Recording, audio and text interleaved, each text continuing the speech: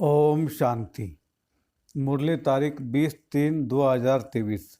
मीठे बच्चे, सच्चे बाप के साथ सच्चा होकर रहो तो कदम कदम पर पद्मों की कमाई जमा होती जाएगी। प्रश्न, कौन सी प्राप्ति भगवान के सिवा दूसरा कोई करा नहीं सकता है? उत्तर, मनुष्य को चाहना रहती है हमें शांति व सुख मिले। शांति मिलती है मुक्ति धाम में और सुख मिलता है जीवन मुक्ति में। तो मुक्ति और जीवन मुक्ति, इन दोनों चीज़ों की प्राप्ति भगवान के सिवा दूसरा कोई करा न सके। तुम बच्चों को अब ऐसी भटकती हुई आत्माओं पर तरस आना चाहिए। बेचारे रास्ता ढूंढ रहे हैं, भटक रहे हैं, उन्हें रास्ता दिखाना है। गीत है इंसाफ की डगर पर। ओम शांति। यह गीत भी बच्चों के लिए है, क्योंकि सच्चाई पर, सच्चे बाबा के डायरेक्शन पर बच्चे ही चलते हैं। फिर कई तो अच्छी रीति चलते हैं, कोई नहीं भी चलते हैं। जो चलेंगे वही वो इस पद पाएंगे, नहीं चलेंगे तो वो इस पद पा नहीं सकेंगे। बाप व साजन के साथ सच्चा रहना है, क्योंकि उनकी सच्ची मत मिलती है। दूसरे सब झूठी मत देते हैं। मनुष्य को सब झूठी ही मत देते हैं। गाया हुआ है झूठी माया झूठी काया, यहाँ तो झूठ ही झूठ है। सचखंड में झूठ होता नहीं। जिस सचखंड के लिए तुम पुरुषार्थ कर रहे हो, तो बच्चों को बाप से बहुत सच्चा बनना है।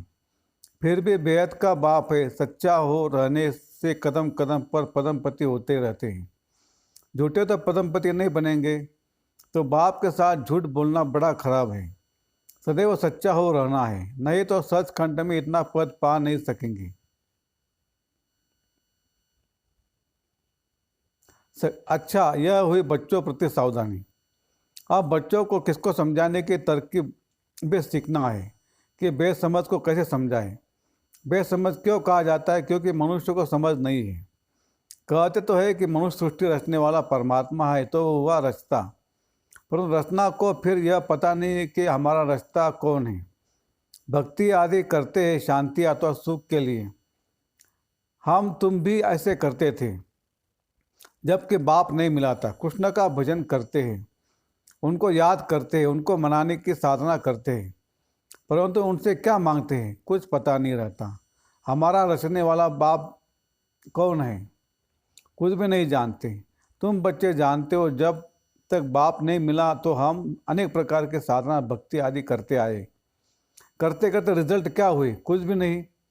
सृष्टि को तो तमो प्रधान बनना ही है। फिर इतनी जो साधना करते हैं उससे क्या कुछ मिलता है वह नहीं, ये विचार भी नहीं किया जाता। अब समझते कुछ भी मिलता नहीं, हमको चाहिए क्या, यह भी कोई की बुद्धि में नहीं है। सन्यासी कहेंगे निर्वाण धाम में जाने के लिए हम साधना करते हैं, परंतु वह तो जिसको रास्ते का पता हो, होकर आया हो, तब तो रास्ता बता सके, और कोई तो रास्ता बता नहीं सकते। जो आते हैं उन लोग को पुनर्जन्म तो लेना ही है, अंत तक पुनर्जन्म तो लेते आना है। जब तक सृष्टि का विनाश हो, वह सृष्टि रूपी झाड़ जड़ जड़ीभूत हो, तब तक तो सबको रहना है।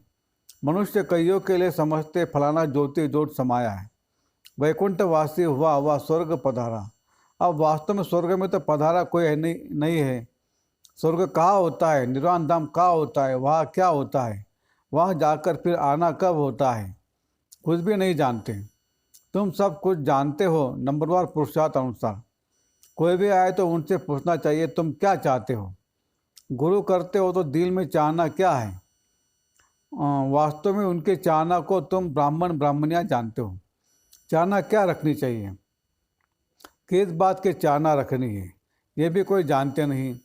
या कुछ अच्छा नहीं लगता है तो इनसे छुटकारा पाने की साधना करते हैं। अब जाने के लिए धाम है दो। निर्वाण धाम वह है शांति धाम, वह आत्मा का निवास होता है। क्या तुम उस धाम में जाने चाहते हो? तुम बच्चों को तरस पड़ना चाहिए। बेचारे भटकते रहते हैं, रास्ते को कोई जानते ही नहीं। गाइड है ही एक, वह सभी को दुखों से छुड़ाकर सुखधाम में ले जाने वाला या जीवन मुक्त बनाने वाला एक ही है। वह जब तक न आए तब तक कोई भी मुक्ति जीवन मुक्ति की प्राप्ति हो नहीं सकती। ये दोनों प्रॉपर्टी है ही एक बाप के पास। जब तक भगवान भक्तों के पास न आए तो वह चीज़ मिल नहीं सकती। स्वर्ग में सुख और शांति दोनों है। शांति को कहा जाता है क्योंकि वहाँ लड़ाई झगड़ा आदि होता नहीं। बाकी असली शांति धाम तो निर्वाण धाम। जहाँ सभी आत्माएं शांत रहती हैं। फिर आत्मा को जब आर्गस मिलते हैं तो बोलती है, तो वह सुख शांति दोनों ही है। सुख होता है संपत्ति से। वाह, सत्युग में तो संपत्ति बहुत है, या संपत्ति नहीं है तो मनुष्य बेचारे रोटी टुकड़ भी मुश्किल खा सकते हैं। संपत्ति है तो एरोप्लेन, बड़े बड़े महल आदि सब वैभव है। तो संपत्ति भी चाहिए, फिर शांति भी चाहिए, निरोगी काया भी चाहिए। यह सब देने वाला बाप है। समझाया जाता है ये कलयुग तो है दुखधाम, नई दुनिया है सुखधाम। वहाँ दुख होता नहीं है, पवित्रता सुख शांति वहाँ सब है। दूसरा है मुक्तिधाम, वहाँ कोई सदैव रह नहीं जा सकता। पुनर्जन्म ले फिर पाठ जरूर बजाना है। परम धाम में तब तक रहते जब तक पाठ में आए। सच्चे स्वीट होम को याद करते हैं। नाटक में हमेशा नंबर्स की लिमिट होती है। फलाने ड्रामा में इतने एक्टर्स है, यह तो अनादि बना बनाया ड्रामा है, लिमिटेड नंबर है। भारत में 33 करोड़ देवताओं की लिमिट है। इस समय तो बहुत कन्वर्ट हो गए हैं। तो पहले पहले जब कोई आए तो उनसे पूछना है, दिल में क्या आस है, क्या चाहते हो। दर्शन से तो कोई फायदा नहीं, गुरु के पास कोई आस लेकर जाते हैं। एक तो आस रहती है कुछ मिले, आशीर्वाद दे, हम फलाने में जीते। कोई कहते हमको ऐसा रास्ता बताओ जो हम सदैव शांति में रहे। मन बड़ा चंचल है, बोलो शांति तो मिलेगी परम धाम में। एक है शांति धाम, दूसरा है सुख धाम, तीसरा है दुख धाम। तुम क्या चाहते हो? तो फिर हम बताए कि यह साधना अथवा पुरुषार्थ करो। साधना व पुरुषार्थ एक ही बात है। भक्त साधना करते हैं और जगह जाने के लिए अथवा वापिस परम धाम जाने लिए। मोक्ष तो कोई पा न सके, यह बना बनाया ड्रामा है। सन्यासी को फिर अपने सन्यास धर्म में आना ही पड़ेगा। क्रिश्चियन धर्म फिर क्राइस्ट द्वारा जरूर स्थापन होगा। सत्युग नई दुनिया में पवित्रता सुख शांति सब है। उनको कहा जाता है सुखधाम शिवालय। यह है वैशालय। तुम क्या चाहते हो? शांति चाहते हो? वह तो शांति धाम में मिलेंगी, वह भी तब तक जब तक सुखधाम वालों का अर्थात देवी देवताओं का पाठ है। फिर तो नंबरवार सबको पाठ में आना पड़ेगा। तुम भी पुरुषार्थ करेंगे तो वैकुंठ में जाएंगे। भारत वैकुंठ था, यह भीति देनी चाहिए। वर्षा बाप से ही मिलता है, वही आकर बच्चों को अपनी पहचान देते हैं। बाप ही नहीं तो बच्चों को पहचान कैसे होगी? ऐसे तो है नहीं जो समझे कि हम भगवान के बच्चे हैं।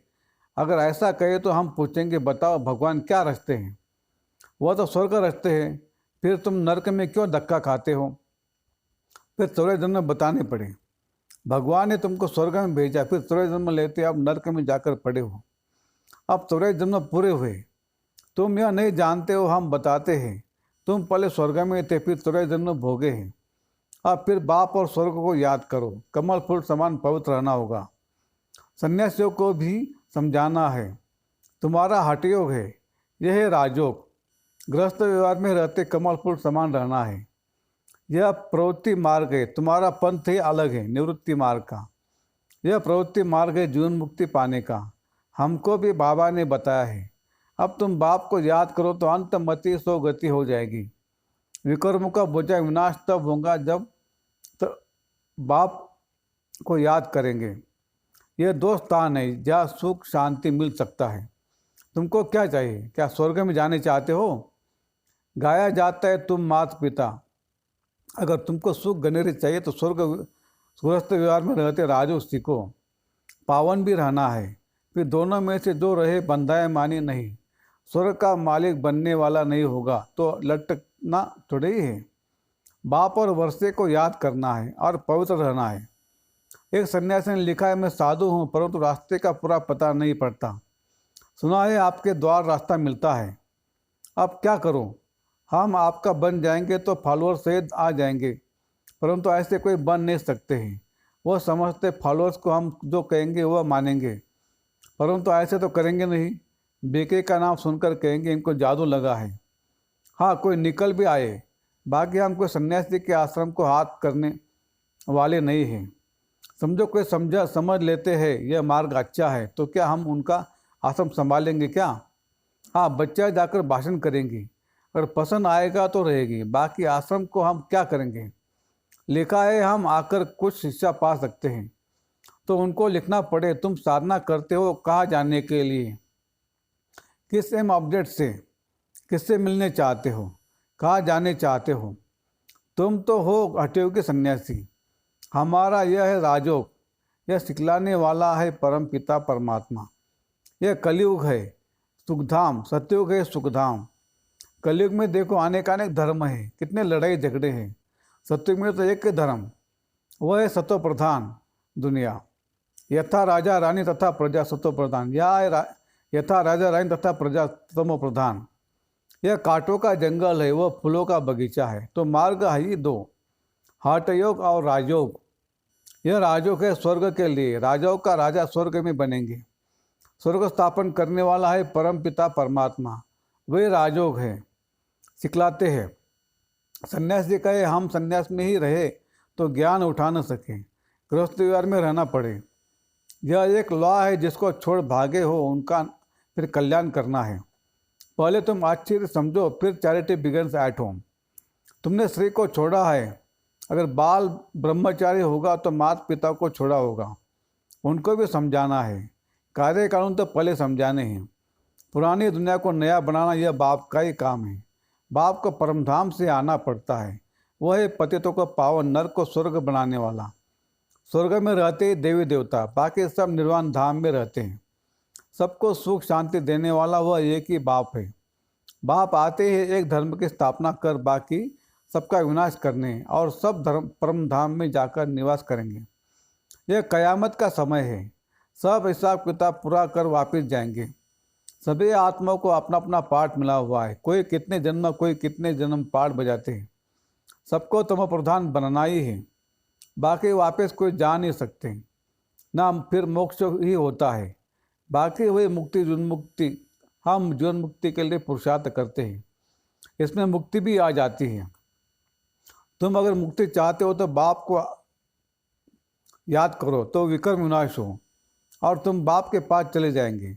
यह एक ही रास्ता स्वयं बाप बतलाते और सुदर्शन चक्र भी फिराते रहते। पढ़ाई पढ़ते रहेंगे तो स्वर्ग में आएंगे। तो सन्यासियों को फिर गृहस्थ व्यवहार में जाना पड़े, हिम्मत चाहिए। एक ज्ञानेश्वर गीता है जिसमें लिखा हुआ है, बोला एक बच्चा देकर सन्यास करो तो कुल की वृद्धि होगी। फिर तो कोई बाल ब्रह्मचारी हो न सके। बाल ब्रह्मचारी भीष्म पितामह का तो बहुत मान है, परंतु मनुष्य तो एक दो पर एतबार भी नहीं करते हैं। समझते गृहस्थ में रहते और विकार में न जाए, यह हो नहीं सकता। लेकिन उनने कोई भगवान सर्वशक्तिवान की मदद थोड़ी है, न कोई में राजयोग सिखाए स्वर्ग की स्थापना करने की ताकत है। सबको दुखों से छुटकारा दिलाकर सुख में ले जाना, ये सिवाय परमात्मा के कोई कर नहीं सकता। दोनों दरवाजों की चाबी बाप के पास है। स्वर्ग का फाटक खुलता है तो मुक्ति का भी खुलता है। मुक्ति में जाने सिवाय स्वर्ग में जा कैसे सकते, दोनों गेट्स इकट्ठे खुलते हैं। अच्छा, मीठे मीठे सिखलते बच्चों प्रति माता पिता बाप दादा का याद प्यार और गुड मॉर्निंग। रूहानी बाप की रूहानी बच्चों को नमस्ते। हम रूहानी बच्चों की रूहानी बाप दादा को याद प्यार गुड मॉर्निंग और नमस्ते। धारणा के लिए मुख्य सार, एक, मुक्ति के लिए बाप को याद कर विकर विनाश करने हैं और जीवन मुक्ति के लिए सुदर्शन चक्रधारी बनना है, पढ़ाई पढ़नी है। तो रहमदिल बनकर भटकने वालों को घर का रास्ता बताना है। मुक्ति और जीवन मुक्ति का वर्षा हर एक को बाप से दिलाना है। वरदान, रूहानियत में रहकर स्वमान के सीट पर बैठने वाले सदा सुखी सर्व प्राप्ति स्वरूप भव। हर एक बच्चे में किसी न किसी गुण की विशेषता है, सभी विशेष है, गुणवान है, महान है, मास्टर सर्वशक्तिवान है। यह रूहानी नशा सदा स्मृति में रहे, इसको कहते स्वमान। इस स्वमान में अभिमान आ नहीं सकता। अभिमान के सीट कांटों की सीट है, इसलिए उस सीट पर बैठने का प्रयत्न नहीं करो। रूहानियत में रहकर स्वमान की सीट पर बैठ जाओ तो सदा सुखी सदा श्रेष्ठ सदा सर्व प्राप्ति स्वरूप का अनुभव करते रहेंगे। स्लोगन, अपनी शुभ भावना से हर आत्मा को दुआ देने वाले और क्षमा करने वाले ही कल्याणकारी हैं। अच्छा, ओम शांति शांति शांति। शुक्रिया बाबा, शुक्रिया आपका, लाख लाख शुक्रिया। Thank you.